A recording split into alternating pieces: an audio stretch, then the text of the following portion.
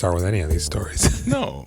Well, I'm Jules. And I am Bruno the dog. And I am going to talk about movies tonight. As a dog, I am the one that talks. Very well said. I'm lying. I'm Jason. And we doing filmographies. Tonight is the 28th day of Brad's Pittmas. It rolls off the tongue. Brad's Pittsmas. Mm-hmm. And my unrequited love gave to me a restraining order. She said, no more. Too much. Mm-hmm. It's unrequited for a reason. This isn't how you're supposed to love people. Mm-hmm. You didn't tell me you were really death. I was having sex with you. Gotcha. You're dead now. Being John Malkovich. Yeah. That's what we're here to talk about. That's right. Malkovich. 1999. That's right. Rated R. I saw this in the theater. I did too. I went to the brand new AMC theaters in Sioux Falls, South Dakota, and watched it during the day. I think when I was probably still supposed to be attending school, but I had not gone anymore. I venture to guess I saw this at the Orpheum in Madison. Maybe, what was the theater on Gilman? Can't even remember. I saw like Lock, Stock, Two Smoking Barrels there, and a re-release of Ghost in the Shell. Yeah, this movie changed me as a kid. I didn't really like this a ton as a kid. I had never seen anything like it. I was like slightly aware of John Malkovich as an actor. Yeah. And I'm thinking like, what is this? Who would pick this particular actor? Right? And like, God, it was such a fascinating movie. And I really liked it. And watching it now, I haven't seen it probably since... I haven't seen it since then. Yeah, same here. And even as much as I liked it, it wasn't one I could often go back to. So watching it now, I'm like, God, man. This is a pretty dang good movie. For those first like 20 or 30 minutes, I was just like, everything about this is so funny. Like, I am not laughing hysterically constantly, but like every single angle they take on this is very funny. It's all incredibly sad, but it doesn't devolve into that. No. You are always hyper aware of how uncomfortably funny it all is, and the puppet thing in the beginning is just like, my God, this is so fucking good. This is so very good. Doesn't have a job, just keeps working with those puppets and then does street puppetry. Now, the original script apparently was much different. It happened again. He gets beat up by that guy. Yeah, right. He just clocks the shit out of him. Happens to him all the time. I mean, it wasn't really that bad. It was maybe not appropriate to just have going, but the puppets? The content of the play wasn't like explicit. Sometimes my thoughts are betrayed by the movement of my body. I took my fill of my wretched pleasures in you, and this was the sum total of my love. Well, I mean, the issue is it's something that draws children in, but that it's very That's R-rated. the problem, right? Yeah. Now, the original script apparently, I'm going to read this almost verbatim here, but instead of Craig making Malkovich a famous puppeteer, apparently in the original script, he announced to the world that he is the master puppeteer and Malkovich is his puppet. He does a one-man show in Vegas. Mr. Flemmer of the Merton Flemmer building, he's actually the devil and tries to convince Craig to get out of John Malkovich's mind so that he and his group can take over the world. When Craig and the great Mantini, the other puppet guy they mentioned, right? I love it. There's a much better puppet where right when he's like, it's not really a call for puppetry. Nobody cares about puppets. And it's like, yeah, no, this guy is doing great. It's so Arrested Development. I wonder where he is. Somebody say, wonder. Yeah. This guy's doing like a huge puppet off the side of a fucking building, and people are just like, yeah, this is the best. Tony Wonder, But so apparently they get into they challenge each other, and Flemmer controls the great Mantini's Harry S. Truman puppet, apparently in this duel, which culminates in Flemmer raising the real Truman from the grave to tell the audience to vote for Mantini. Like Flemmer's working with Mantini, I guess. A defeated Craig leaves the vessel, and Flemmer and company take over as Malkovich and have him rule the world. Craig and Lottie reunite, but it's revealed that the great Mantini is controlling him, and Flemmer is controlling the great Mantini, and when Flemmer laughs, his throat looks like the tunnel to the vessel that goes into Malkovich. whether or not any of that is true, it's incredibly convoluted. It's terrible, actually. I'm so glad they changed it. Yes. That does not sound like something I want to watch. I found this movie to be surprisingly touching and bizarre, and it ends wonderfully, which was something that I did not feel as a teenager. This movie made me feel kind of cold and sad by the time it was done. I did not feel that way this time. Me either. And that if that original idea is true, it definitely is highfalutin enough to be believable, because there's just layer upon layer upon layer going on. So they probably just stripped it back. Now, Steve Odekirk. Is Odekirk the one that does the thumb? Did he do Enter the Fist, Kung Pao? I don't know.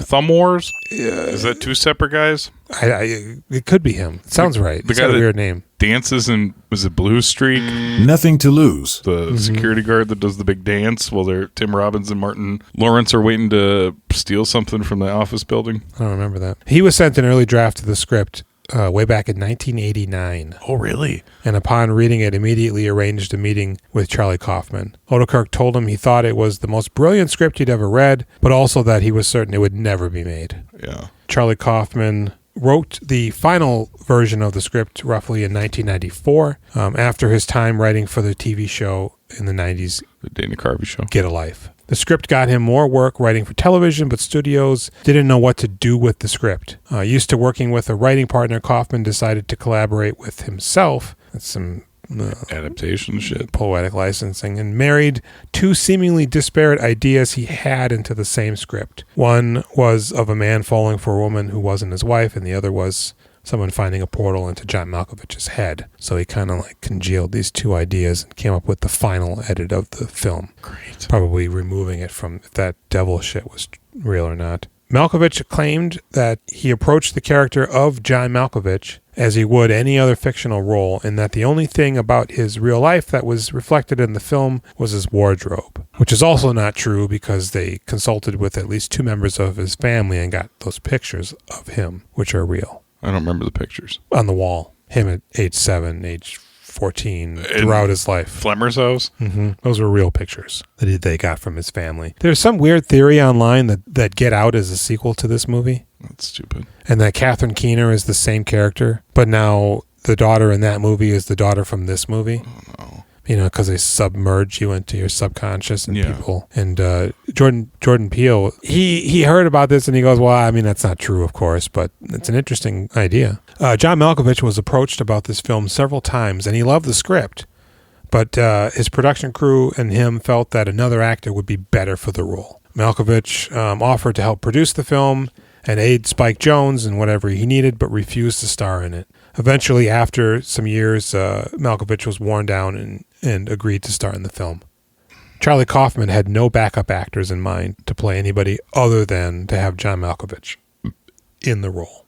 If he couldn't get him, they wouldn't do it. Kaufman had adamantly refused to replace John Malkovich, and eventually, he said, "All right, I'll do it." Right. So, Spike Jonze claimed in an interview that when he was shopping the screenplay around Hollywood, at least one unspecified producer asked if he could possibly rewrite the film as being Tom Cruise.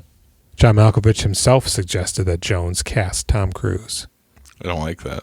They said, no way. But it was John Malkovich who encouraged both Spike Jonze and Charlie Kaufman, apparently, to heighten the satire, which I think, if that's true, was a good call, because it is whimsical. I love it. Charlie Kaufman sent the screenplay to Francis Ford Coppola after he wrote it. Coppola liked it very much and showed it to his daughter's husband, Spike Jonze. Jonze liked the screenplay so much that he approached Kaufman about directing the movie. And the rest, as they say, is lost in translation, where she is bored because Spike Jonze is off flitting around. John Cusack read the script after he had asked his agent to present him with, quote, the craziest, most unpredictable script you can find. Impressed with it, he asked his agents to follow it and get him the role. The original script had Kevin Bacon in place of Charlie Sheen.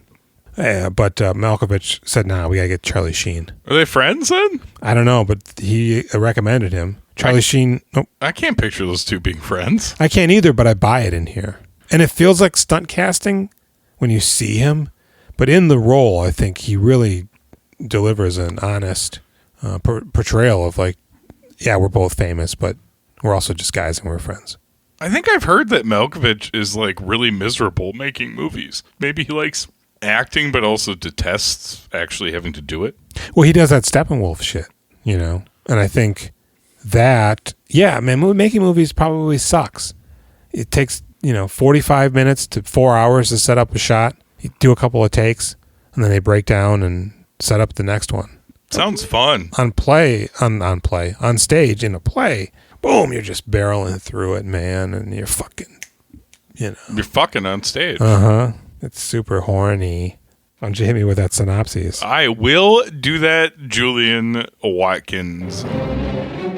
Being John Malkovich, depressed by his entire life, puppeteer Craig Schwartz, John Cusack, reluctantly takes a job at the behest of his veterinarian wife, Lottie Schwartz, Cameron Diaz, at the nebulous Lester Corp, located on the 7th and 7.5th floor of the Merton Fleming building. While there, Martin meets and immediately falls in love with socialite viper Maxine Lund, Catherine Keener, who he unsuccessfully tries to woo. One day, Craig stumbles upon a secret door that leads to a mysterious portal that supplants anyone who enters into the head of actor John Horatio Malkovich for 15 minutes before spitting them out on the New Jersey Turnpike. A complicated web of lust, love, and betrayal forms as Craig decides, in order to win over Maxine and indeed fulfill his life's desires, it is no longer prudent to simply experience John Malkovich, but instead he must being John Malkovich. Oh, this movie's great. I do feel it lags a bit in the middle, but yeah. There aren't movies like this. I feel like Charlie Kaufman is a once in a couple of generation type writer who created something like an amazing vision of a movie. This is really something. Yeah, and there aren't even like contemporary versions of this that were inspired by this that I can really see. I mean, you get a little bit of that. You get a little bit of that in stuff like Rick and Morty, Congo. These cartoon shows. Yeah, where they're kind of fucking around with you and doing sort of weird stuff. But I mean, when you get to adaptation, I have a feeling I'm going to watch that one of these days here. This shit is constantly firing on all cylinders. Yeah, it's solid the whole way through. There's always a weird element that adds more texture or color. It doesn't stand out. It isn't like you're watching a Adam Sandler movie and then you get to that Rob Schneider part where he's like super like, what? But otherwise everybody else is just normal. Lester and his secretary, or I forget what he calls her. She's an executive something or other. Flores, who I know from The West Wing primarily. So I feel like I've seen her a lot. I looked through her filmography going like back enough where I'm expecting her maybe to have popped up in something we watched from the 80s or 70s even. It wasn't the case. The movie starts and it's just like a wicked hot puppet show. It's incredible. The music is soaring. Yeah. The puppet is gliding through the air. And you're thinking like, how does he make a puppet roll? This is amazing. It's a life-size human puppet. It's a very orchestrated, choreographed and detailed solo dance piece. And then you see it's Craig. He's doing it. It's nobody's clapping for him. It's on a tape. It's on a tape, yeah. And he's in his workshop, I think is what he calls it. Within the loft? Yeah, it's like that he shares. Is that his wife? It's his wife, right? Well, no, it's not a loft. They're in a garden, a basement apartment. And that's probably like the second bedroom. We're supposed to find Cameron Diaz like ugly in this, right? Yes. She looks amazing. Yeah. She's raw. And I kind of feel like her beauty soars through even more than it normally does. I was quite in awe of her a lot in this movie. Now, it was rumored that she took the role without any prior discussion as to what the character would actually look like. There wasn't a lot of descriptions in the script. So when they were doing her up, she was like, I don't like this. Man, she looks so... I like, not even to like sexualize her, I think she looks really cool. Like, yeah. That big fucking crazy hair is awesome. And her goofy-ass clothes, awesome. Now, I know that he is disgusting to look at. Yes. That's the thing. Aside from all the animals, I mean, she doesn't seem like obnoxious or... She seems like a really great partner. She's supportive. She wants a baby, which I don't really, like, but not good with because of the animals or because you don't ever want to have a baby? both. Okay. The first one second. But yeah, he's like repulsed as well, it seems. He doesn't want shit to do with her. And he's ready to jump ship. Not leave her, just cheat on her. And then leave her. I feel like I think he's depressed because he has an unattainable dream, even though that other guy is attaining it, no problem. And I don't think he appreciates her. I don't know that he's repulsed by her. Well, here's the thing. Is it unattainable? No, that's what I'm saying. The other guy is achieving it. I mean, but just doing it on the street corner is probably the worst way to go about whatever you're trying to do. Like, associate yourself with, I don't know. It's like only doing Shakespeare in the park. Like, not even an official showing, just being somebody who's yelling out lines. That's what that is. Yeah. You're tilting at windmills. And so, yeah, he's doing the puppet show on the street, and there's some pelvis thrusting, and this guy's daughter's, he's like, oh, she goes, Daddy, a puppet show. He looks at his watch, they're on the street corner. He goes, all right, but only for a second. And I guess he's waiting for the light to change. Right, and she's watching it for minutes. And it's yes. And, there's dialogue that clearly he's doing the male voice and Lottie's doing the female voice. Yeah, it's nice. She's nice. She's providing the audio for his stupid-ass play. She's allowing him to take up at least one of their rooms to make puppets. God, really, honestly, fuck this guy. Yeah. His scripts suck. They're not appealing to anybody watching them. She is pitching in hardcore for his dumbass dream. This guy sucks hard. Yeah. And I don't know that I got this the first time I watched this movie because I was sad for him at the end. Yeah. Because he fucking gets what he deserves. Yeah, I don't think I latched onto that either when I was younger. You're probably just like, John Cusack's cool. I like him. Yeah, and I'm kind of like, oh man, this guy, boy, it's funny how shitty his life is. And his life's not shitty. No, it's not. He's shitty. Yeah, he is a shit. He needs to cut that fucking hair. Yeah. Oh, God, his hair is so gross. And so... And her hair is fucking baller as hell. She looks like a disco queen, God man. damn it, I love her fro in this movie. I can just see her doing the dancing she does in those Charlie Angels movies. She always disco dancing. In her undies. Yeah. Yeah. Do you want sleeves on her? No. So she's like, you know what? I think you need to get a job. Let's come in an envelope and send it to her. Your puppetry isn't working. I think you need to get a job. Your puppetry isn't working. I want to have that. She's really nice about asking him to get a job, too. She's not really badgering him, but she's like bringing it up again. Is she a veterinarian? Yeah. Okay. Did they ever say that? I think so. I mean, she's got a parrot and a monkey and... I'm pretty sure she's a vet and they say it. A dog. Okay. I was like, it seems kind of odd that she would have all these animals here to begin with. But this is exactly how it goes if you date a veterinarian I or guess. anybody that works there. You end up with 13 animals. Let me tell you, I got bikes in the house up the wazoo. Yeah. So he goes, all right, I'm going to do this job. And the ad that he answers is looking for a filing clerk of short stature. Oh, do they say that in there? They I just do. was thinking about the fast fingers. So he gets there and he's like, wait a second. Octavia Spencer, she's in the elevator. 7.5, right? Yeah. I'll take you through it. She grabs this huge crowbar. She knows because he's staring at the numbers. Yeah. And she, right before it goes from 7 to 8, she hits the stop button, jams this big pry bar into the doors, and they're just busted up from everybody jamming it in there. It seems to stop on the floor, no problem, when you're calling it from the floor, but getting into it apparently is an issue, even though it was designed to exist, unless Fleming designed it for his short-statured bride, but with no intention for her to ever, well, it can leave, so why does the elevator answer to the floor, leaving, but not, whatever. Yeah. It's funny. So he climbs out, and it's like this half floor, and everybody's ducking down. I think John Cusack is tall. I don't know. He's probably at least as tall or taller than I am. He's no Tom Cruise. I need apple crates for this son of a bitch. I'm gonna. What's your bet? 6'2"? Oh, at least 6 feet, but he could be 6'2", yeah. You going at least 6 feet. How tall is John Cusack? 5'11". 6'2". That is surprising. Good for him. So he's on this floor, and he meets the Miss Clovis, and she's not understanding him. She calls him Mr. Juarez, I think. I'm sorry. I have no idea what you're saying to me right now.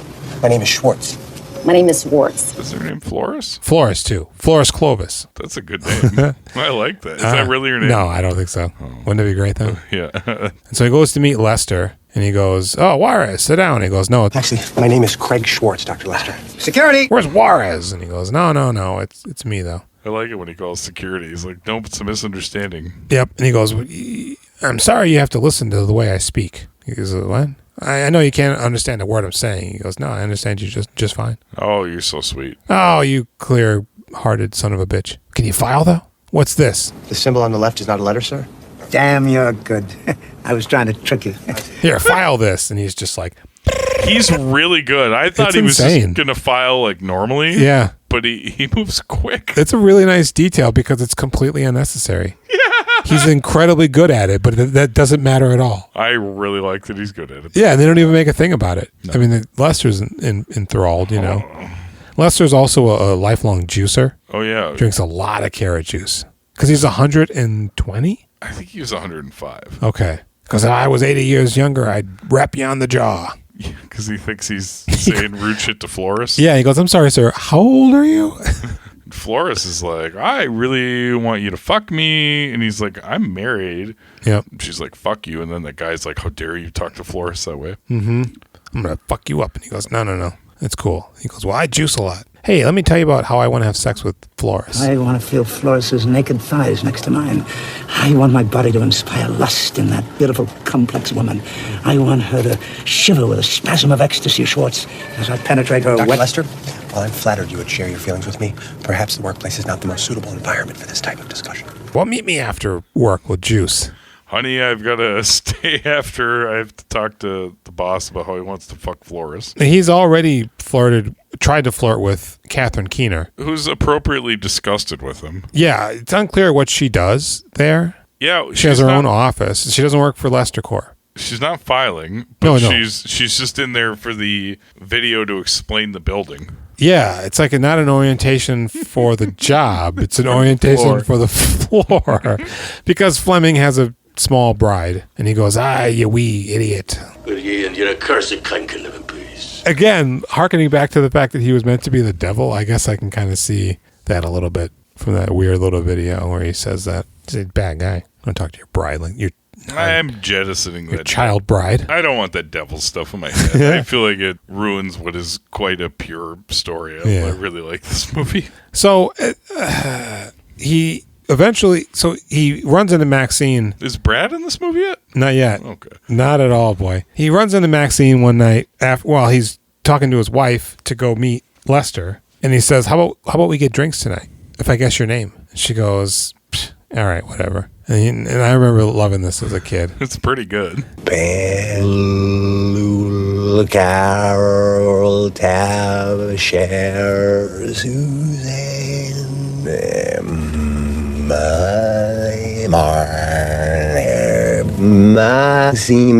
Maxine? Yeah. Who told you? Nobody told me. That just came out. It's great. And so she goes, "All right, I'm going to go to the Pig and Whistle or the Cheers, some bar. I'll be there at 7. If you're a minute late, I'm going to leave." So he goes to meet Lester. Lester's just slamming them Karen juices. Mm-hmm. And he's telling them all about it. And he goes, "You know what, Lester? I got to go, though." And he goes, "Okay." It's like 2 minutes to 7. And he's just running down the street. And with his beautiful ponytail. I think Lester even mentions they're going to have dinner. "Yeah, because you got to leave for your wife. Hey, we'll have dinner." Yeah, he sets up a date. Thursday. I thought he was going to come over, but apparently it was intended for them to go over to his house. So he runs down to the thing and he gets there and Maxine is at the bar still, just about to leave. And there's a couple of like Asian guys around, Asian gentlemen. Not that that's important other than it's weird because they all start laughing at Craig. I mean, he's so stupid. Because he's so stupid. And I'm like, why are all these Asian guys laughing at Craig? This is so peculiar, but funny. And so she's kind of like intrigued by him a little bit. But then she leaves. I'm thinking about how I'd be excited to run into John Cusack and he'd be taller than me. Yeah. That sounds kind of fun. He mentions that he's a puppeteer. I'd say, wow. And he's going to put his hand up your butt because he's taller than you. Is that what they do? Yeah, you try to run away and they grab you. Put their hands up your butt. And then you're a Hulk punching glove? Yeah. Or a puppet in line with this film. But either they way. just fist your ass till you come and then until you get lost. You're welcome, kid. And they autograph your scrotum. Don't ever wash that down there. I got to wash my hands. So he he tells her he's a puppeteer, and she goes, all right, check please, and leaves. Yeah. So then he's at work, and he's filing, and Flores is just motor mouthing a mile a minute. And I mean, this is when she's coming onto him, right? no, this is another time. No. She's just leaning against the filing cabinet, I think, doing her nails, and just talking to him. And he's just otherworldly at this point. And then I think, no, there's another, whatever. So he ends inadvertently at one point drops a file behind a cabinet, and he has to move the cabinet and pry a piece of wood off the wall that's the file fell behind. So he rips off the wall, and there's a little door. Would you go in there? Yes. No, but you wouldn't. Would you? The problem is that the door is far too small, even for the woman that the floor was designed for. What's his boss's name? Lester. Yeah. Where did they find Lester's portal? It's not the same portal always that goes to a person? It's the same portal, but it goes to different people? Because it switches over at certain points to a different vessel? How does John Cusack end up in the daughter? Does he go back? They don't, I mean... To get into Malkovich? He must, because they don't actually show that. They don't. He's just in there. He's in there. I think that's a little weak, but... I think it's great. I mean, it's great, but it's like, what? I don't think I would go in that tunnel. Why would there be like a dirt tunnel in the walls? Well, here's the thing. Okay. There's a room next door. Tunnel clearly doesn't just go between rooms. Uh-huh. So we're talking about a fantasy world here. I'm going into that shit. If I have to fight dinosaurs in 65... Doesn't it seem like just something awful could happen to you? It could. Could not, though. You could come out with a slightly larger penis.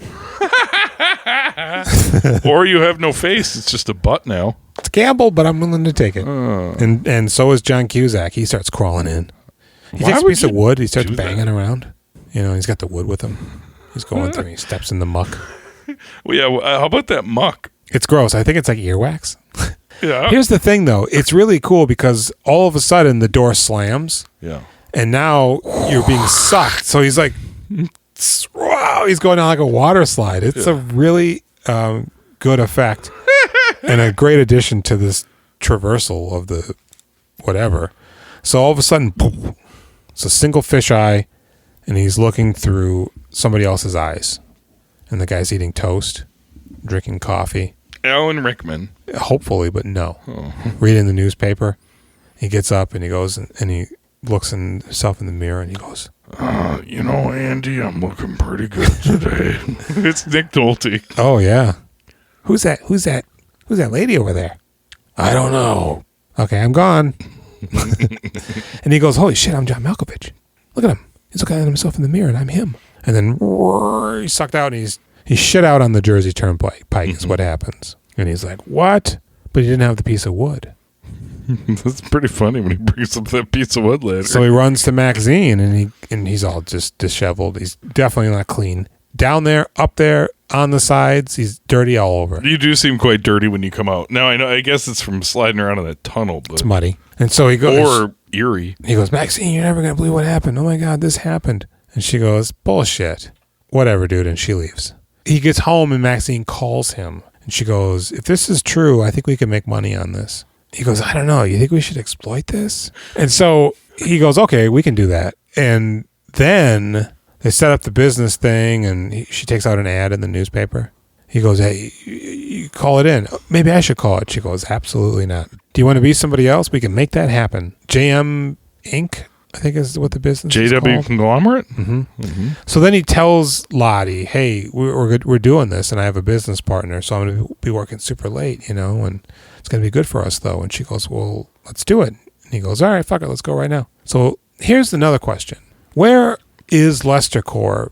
I mean, I guess wherever it is, it's 15 minutes away from the Jersey Turnpike because you're only in John Malkovich for 15 minutes. Until you learn to wear like a suit and can stand longer. So he has to go from the office down to wherever he parked, drive only 10 minutes away to the Jersey Turnpike and pick her up. Because he's there already when she comes out. He's there already when everybody comes out. So I'm like, I thought this was in like New York, but maybe it's in Jersey, right off the Jersey. This isn't like California where you just know? I don't. I'm completely in the blind. Completely in the dark here. That's why I need guidance. We're going to the New Jersey Turnpike this fall. Mm-hmm. So 2024, we're coming at you like Cleopatra. $200 a pop. Yep. You can be John Malkovich. The guy comes in, Yeah, well, you said I could be somebody else.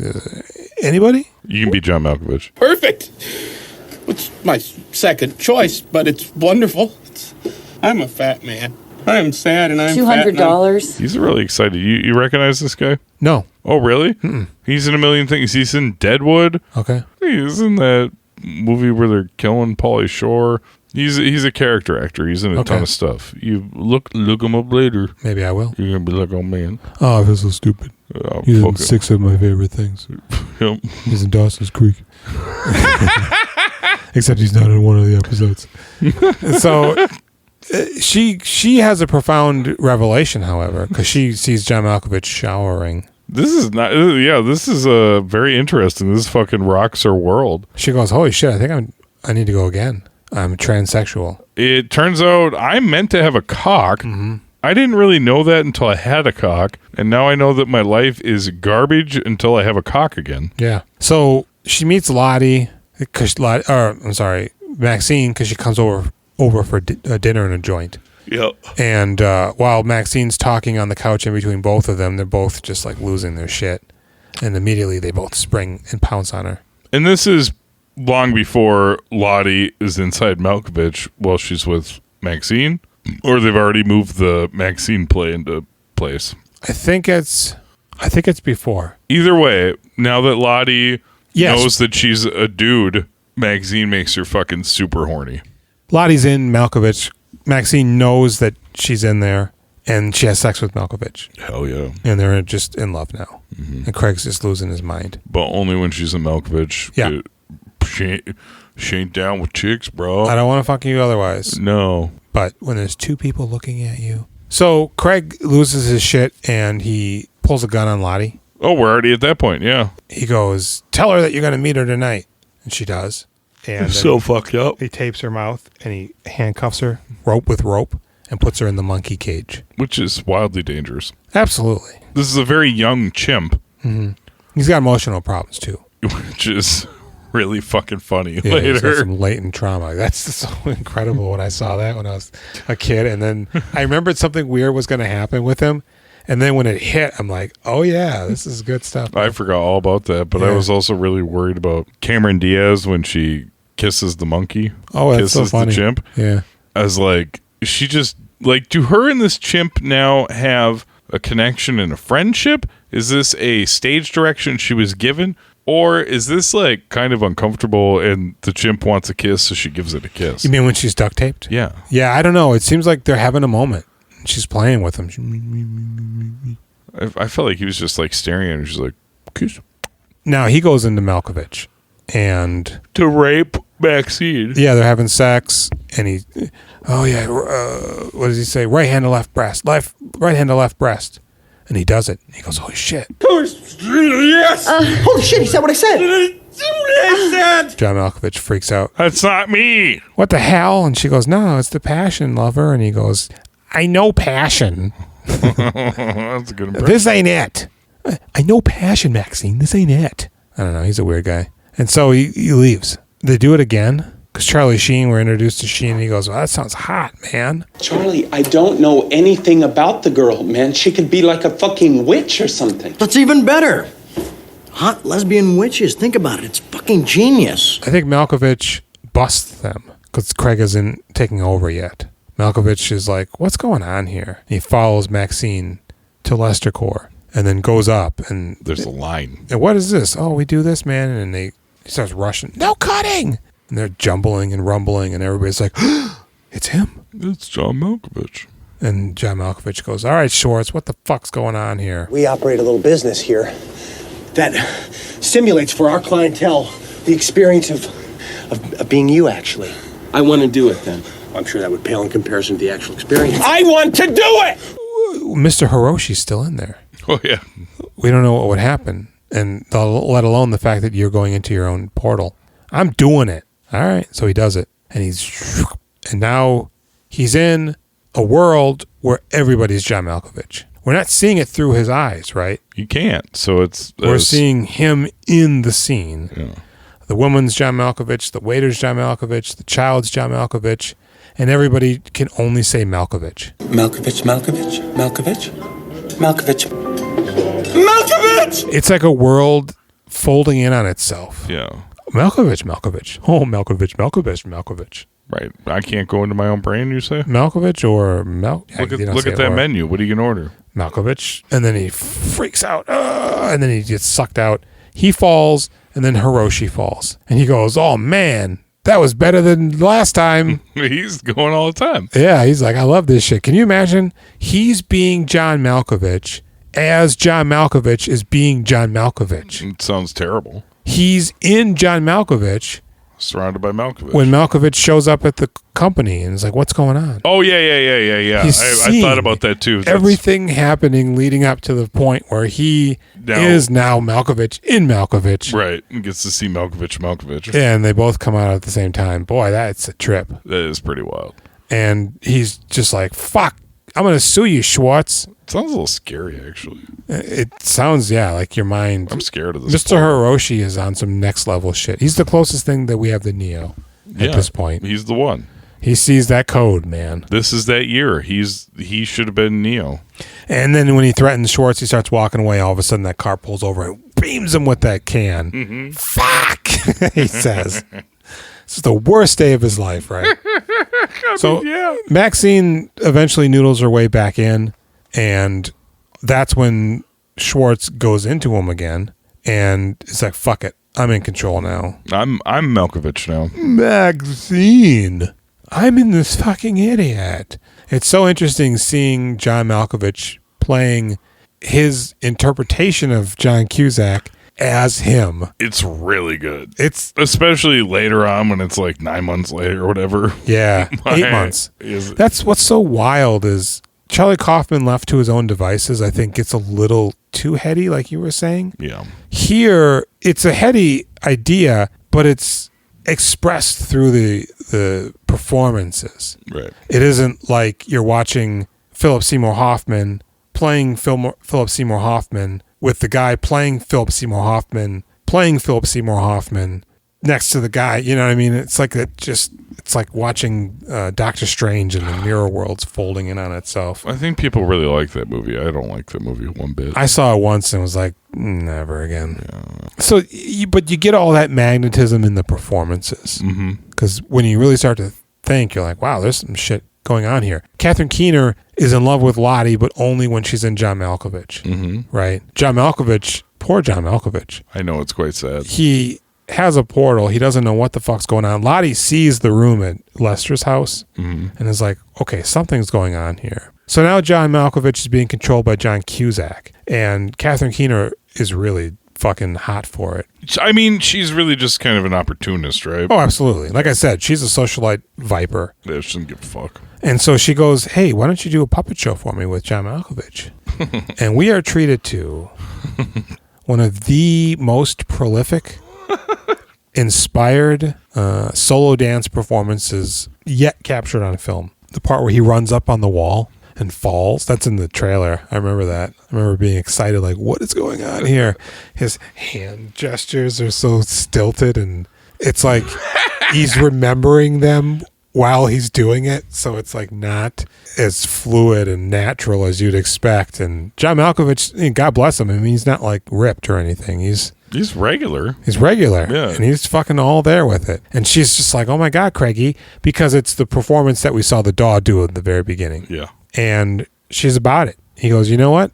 I can be a famous puppeteer.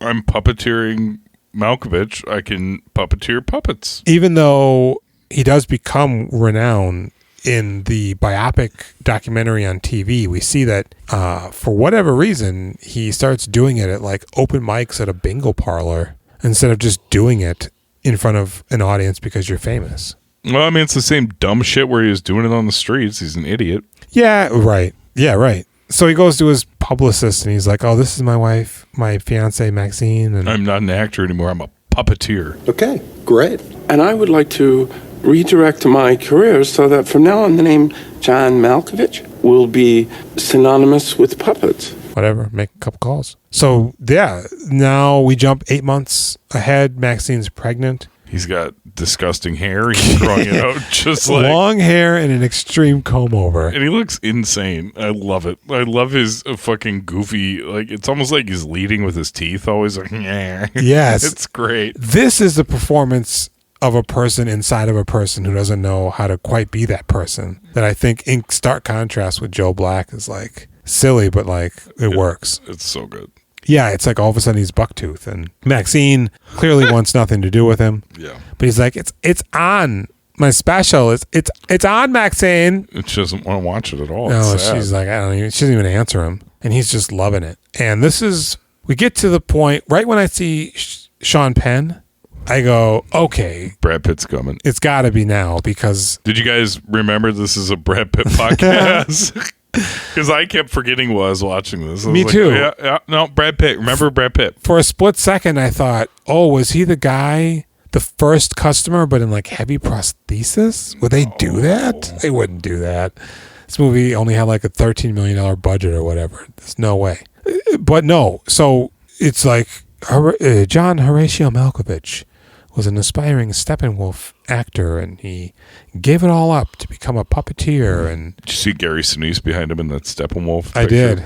And then it cuts to Sean Penn. Oh man, I'm going to be a puppeteer now too, bro, but I'm going to wait a little bit because like I can't be following the footsteps of Malco, and I mean, everybody call me a copycat and all this shit. So then it's just a brief clip once they get into Maxine. She's the brainchild behind his transformation and also his wife. And she's on the red carpet just like... Crowds have been absolutely sensational. And I'd just like to thank God for giving us this opportunity to share our creative vision. She runs away, and then the camera just pans over, and Brad Pitt's standing there in like full Fight Club mode. And he's just looking like, what is happening? I'm like, okay. He looks like he's caught off guard. His mind is being blown. Mm-hmm. He's laughing, but he's uncomfortable about it. And then it's just like he's gone. Mm-hmm. He doesn't even say anything. They don't even put a chyron up Brad Pitt. Nope. He's uncredited. And I guess at that point, you can see Jennifer Aniston's arm. Yeah. Because they must have really just like hijacked the red carpet and were like, who? Oh, Brad Pitt, you want to do this? Wouldn't that be great if this was his actual reaction? But he knows Catherine Keener from Johnny Sway. Yep. He paid for her permanent dentures. And so that's the end of this show now, because we don't care about the rest of the movie. We saw Brad Pitt. Well, there's not much left of the movie. There isn't. So the rival puppet guy that never comes back up. No, that's weird, right? I thought maybe they would have been like, oh, and in the corner, there's Mantini crying in his diaper. Cause you know what? Actually, it's probably better he never came back. It is, because what is it going to do? The gag was worth it. We don't need it back. Right. It's a good sight gag. Fine. Out. You fucking loser, Cusack. So John Malkovich is doing a production of Swan Lake, and he's controlling an enormous man-sized puppet that isn't a man in a suit. I want you to know that. It's an actual puppet. Ignore the fact that it looks like a man in a suit. Yeah, I guess I was wondering this when I was watching it. That's very clearly a man in a suit. A man in a suit. Yeah, just like a black leotard, and they put wood on him. You're a puppet now. I remember watching that and being like, you know what? My brain wants to tell me that this is a giant wooden puppet and it's really cool, but I think that's a guy. Yeah. I'm pretty sure it's just a human guy. Yeah, it is. I like it, though, because when they cut to John controlling him, he's making those faces. He puts one of the ropes in his mouth. Yep. And he's over here doing that. It's like, you buy it. He's fucking doing it. He's rocking out. Yep. Because Martini or whatever that guy's name was, his, what was he doing? Like Little Women or something? It was like a Victorian era Jane Austen character or something, Off the Bridge, the big doll. He's directing it, but there's guys actually using the cranes. Everybody working. He's not doing it, but Malco's doing it, And after everybody applauds, they all look up at him, and he bows and throws a handkerchief down and shit. It's so preposterous, but yet it's so believable. Now, so Lottie eventually, after she gets free, because the chimp, he has a flashback to his parents being captured. Yeah, this shit's so good. And they're calling him by his name. Yeah. Elijah. Yeah. Right? You're like, oh, I guess that is his real name. Undo the ropes before they come back. But they get him. Hurry. No. So now he's looking at the ropes and he goes, "Oh, I'm going to get her out of here." And he undoes them. And it's great. And so she finds her way to Lester's house in the rain. I just really want to be John Malkovich. I want a cock. "Well, have I got a story for you," he says. "Oh, I think you'll fit in really well with me and my geriatric friends. There's a bunch of us from the Blue Lagoon. We all want a cock. From the cocoon, rather." Not the blue. Yeah, one lady goes, "I wonder what it's like to have a penis. Now I'll know." Like, well, it's going to be a tiny one. Joke's on you. Malkovich has got a little itty bitty guy. And so she goes, "Well, so the idea is he's got a book about it and everything. The idea is that on Malkovich's 44th birthday, they have until midnight to take over. And once they're in at the stroke of midnight, they'll be fused inside of him. Because Lester isn't Lester. He's somebody else inside of Lester." I mean, isn't he that guy from the beginning that created the building? I don't think they specifically say who he is. I think it's... Do they? I think it's that guy. I don't think it is, but she goes, "Okay, but there's actually a problem because we know about the portal, and my ex-husband is in John Malkovich. He's been in for 8 months. Can't we just go in there, all of us go in there and bump him out? No, we'll be stuffed deep into his subconscious and we'll be trapped there." Yes, and also... There's snakes. There's something about being stuck in a baby's mind. Because if they don't get in time, it moves to the next person. Where you'll be trapped. Where you'll be trapped because they have to ripen. You'll have no control. You'll just be trapped. Well, yeah. You never get to have control, right? You're not just waiting for that baby to be old. No, I think they get control. I don't think so because that girl's like 8 or 9, right? And he still doesn't have control. It's not a baby. No, he doesn't because the baby is too stupid. So when they're in it, you can't persuade them. But Lottie's daughter is like 8 or 9 at the end of the movie. Yeah, but she's still just imprisoned in her brain. Yeah, because we don't know when he gets in there. He could have just gotten in there. Finally breaks down and goes to try to be John Malkovich. I felt like he'd been there since the baby was in the womb. Could be, but here's the problem. Okay. Because Lester's telling her all of this shit. So he's clearly being controlled by whomever's in him. Yeah. So, of course, ipso facto... Yeah, you got it right. Ipso fatso. Is it because of my guts? You're looking at my big guts. I didn't mean it. Ipso facto. Put that microphone in your mouth again. Yeah, I was waiting for it. He must then be able to control John Malkovich, which of course he does when we see him later, because he's married to Flores. Yeah. And tells Charlie Sheen, "Hey, we can be alive forever." So yeah, they can control him. So he goes, "All right, well, here's the deal. Craig, we need you to get the fuck out of Malco. We kidnapped your pregnant wife. We're going to kill her. We're going to kill her, Jack." And so he goes, I got to think about it. And he goes, "We got your wife." And he hangs up and he goes to a bar and a guy goes, "Hey, you John Malkovich." "No, I'm not him." "Hey, it's John Malkovich over here." "No, you got the wrong guy." And they fight and the guy just punches him in the face. And he goes and looks himself in the toilet and he goes, "Oh, what have I become?" John Malkovich. And he calls Lester. "I'll do it, man. I'm going to leave." "All right, do it now on the phone so I can hear you." It sounds sexual, right? And he's out. He gets sucked out and he's on the New Jersey Turnpike holding a piece of wood. Yeah, the wood. Which is a symbol. Because earlier he's like, "Where did it go? We can't be in there. What's happening with that wood?" Yep. Here it is. Now he'll never be able to go back. And so they go, "Hey, it's time. Let's go in there." Because they're in Lester Corp at this time. Now, oh Christ. At one point, Catherine Keener, Lottie pulls out a gun. And she's going to kill Catherine Keener. Yep. Because it isn't going to work. So if she can't have him... Nobody can. Right. And this is when Catherine Keener, for the very first time, goes into the portal. She's never gone into it up to this point. Oh, that's weird. Why did she never go in there? Apparently she has absolutely no interest. I don't know. But what other reason could there be? Answer me. Yes, that's exactly right. And now what we're reckoning with is they're just traveling through... doors inside Malco through his deep-seated subconscious. He's being hazed in the locker room. He wet himself on the bus as a child. Carlos Jacquot was the agent that he goes to, and he's like, "I'm a puppeteer now." Oh! I like Carlos Jacquot. Carlos Jacquot was in... Way of the Fist. Kicking and Screaming, the Noah Baumbach movie, but he's been in lots of stuff. Josh Hamilton and Chris Eigeman and I don't know. Not the Will Ferrell movie. Oh, okay. W. Earl Brown is the first customer that goes in there. That's from Deadwood. There was a guy that ran into John Malkovich at dinner when he first meets Catherine Keener. Before Catherine Keener comes in, he goes, "Oh, hey, John, I like you, man." He goes, "Oh, thanks." You're really great in that movie. When you play that. Oh, thank you very much. Thank you. I have a cousin who's a. Oh, thank you. Yeah, so as you might imagine, it means a lot to me to see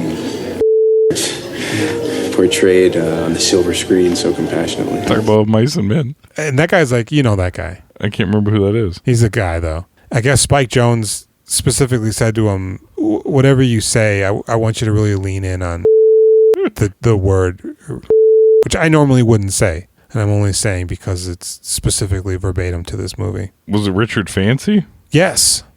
Oh, really? Yes. You don't know who we're talking about. It was David Smithy. Oh, it's Willie Garson. He's exactly. from Sex and the City. Yeah, he's also on Curb.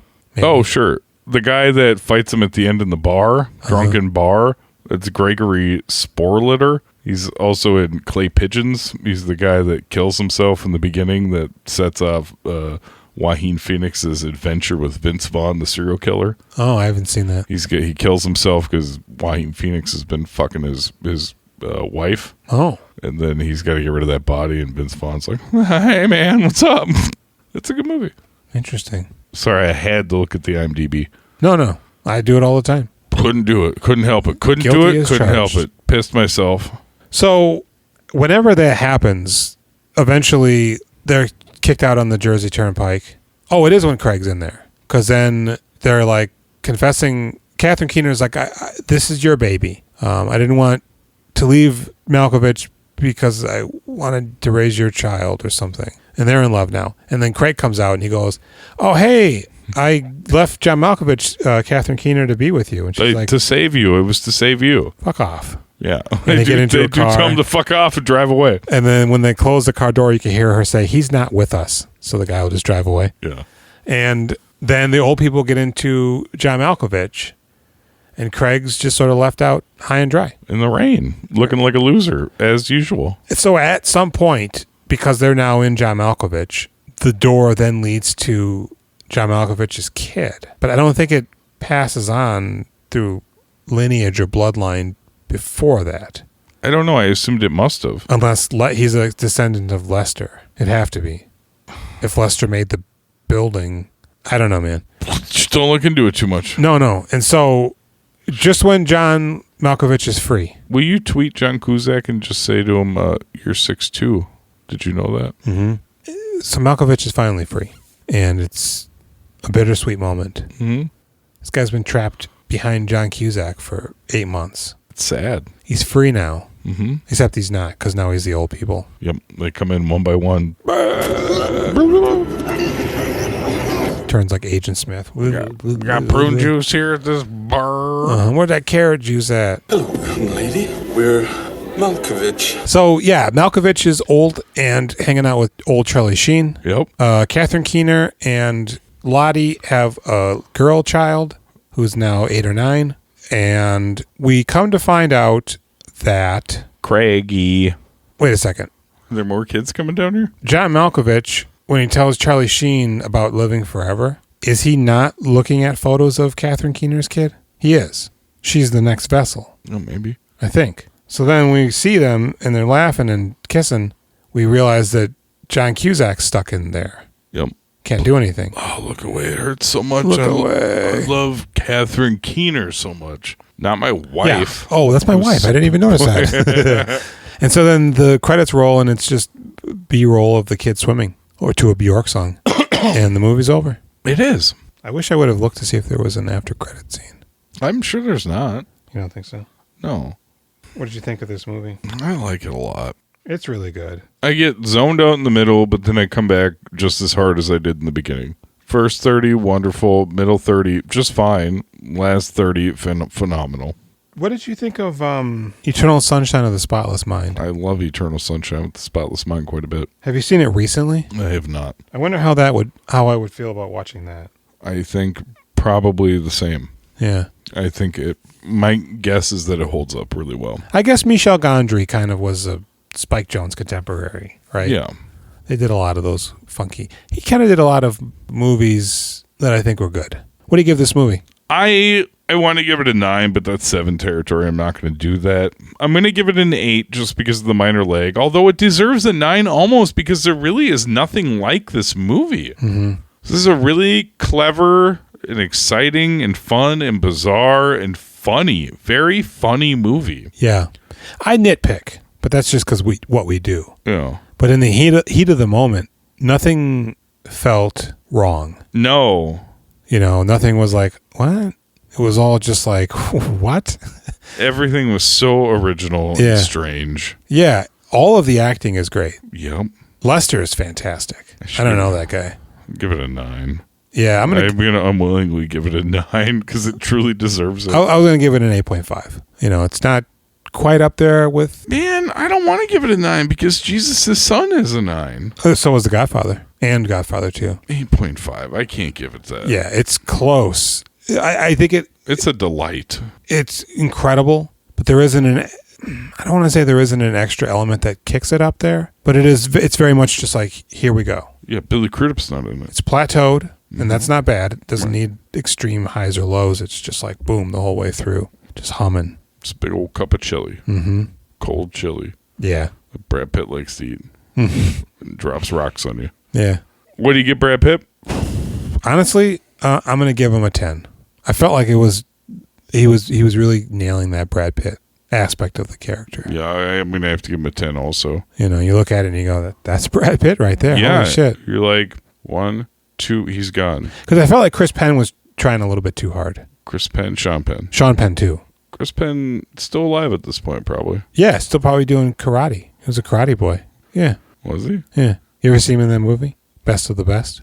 Chris Penn's in Best of the Best? But he's always been doughy. He's brash. But he gets in there. Does he got a cowboy hat like in Footloose? Does he? Does he for real? Jules is nodding vigorously. Yeah, I think he chews and spits too at some point. Oh my God. He's racist as well. Oh, hell yeah. Against? He's Asian, motherfuckers. Yeah. Fucking awesome. I think. God, now if it's not true, I'm going to feel silly, but I'm pretty sure. He going to haunt you. Mm-hmm. Tomorrow. Yeah. 29th day of Pitts? Must be. Julian? Yeah. What's the rule? I can't tell you. That's correct. Tomorrow, punching party. Mm-hmm. Kicking. The movie. Fight Club. Yep. We made it. The perfect film to end our Pittsmith run. Except for it's not where we're ending. But it's another David Spincher movie. Mm-hmm. Same director as Seven. David Spincher. His last movie, as I understand it. Yeah, that's it. He was done after that. They railroaded him out of Hollywood. Right. This guy's got no talent, they said. They said, this guy's a Garbaggio. Big time. We'll see tomorrow with Fight Club. Fight Club. Starring one Bradley. Meatloaf. Oh, God, yeah, he is in there, isn't he? Sir Jared Leto. I've been Jason. I've been Jules. He was Bruno. Not that he did anything. He's dead.